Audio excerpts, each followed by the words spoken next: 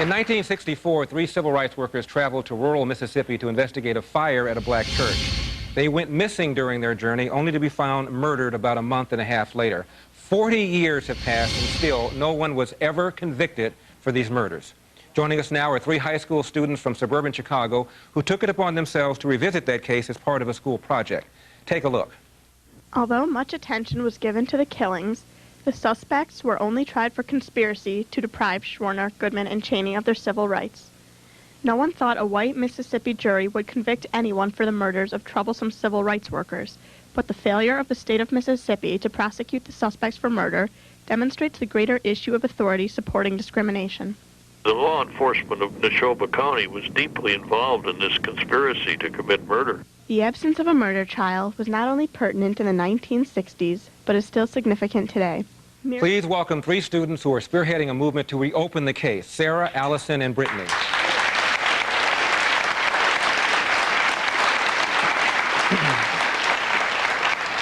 Thank you all for coming on. Sarah, you first. Why did you decide to do this?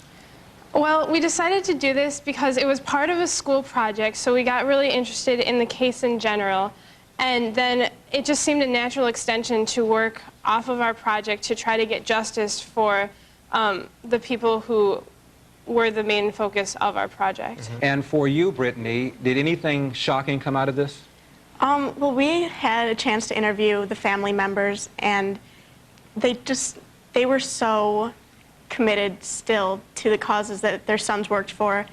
And it was just incredible to see that they still held out hope that, racism would die down and that people could get the rights that they deserve. Now, no one was ever convicted of murder, but there were some prosecutions and some convictions. I think there was one conviction of several of them involved in a civil rights action, but nobody was ever convicted of murder. Right.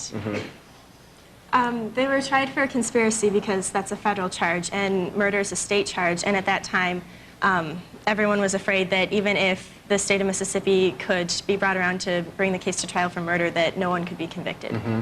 And weren't the 3 of you even threatened or received some sort of... Yeah, we actually, in our research, came across a white supremacist website in which people looked up the demographics of our city, and they essentially said that we have no right to be doing what we're doing and being involved with such a project. I think my favorite quote was that we were 3 rich white girls living out our parents' guilt trips. And just that, we're 3 high school kids, we're trying to do something good, and if that attitude can come towards us, then, we really have a lot to work for and a lot to hope for.